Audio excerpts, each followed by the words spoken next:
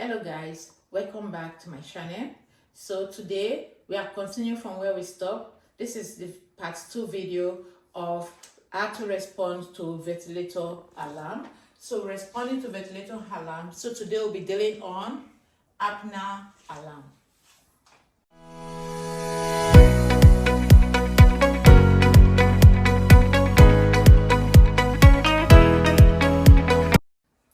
Welcome back.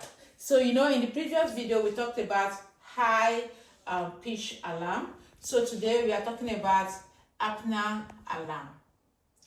What causes this? Patient has stopped spontaneous breathing in supported modes, and also over sedation or neurological deterioration. What is the nursing management for this?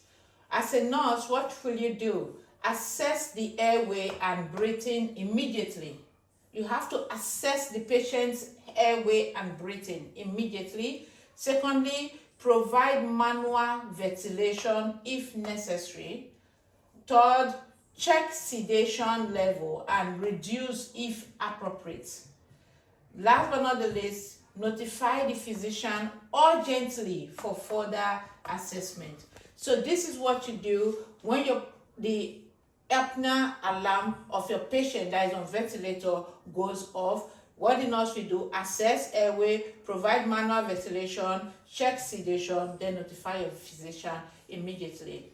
With this, we have come to the end of today. So if you watch my first video, I talked about the high pitch alarm. It stated that you can click on it and get more view about that. Then in my next video, I'm going to discuss more about this type of alarm.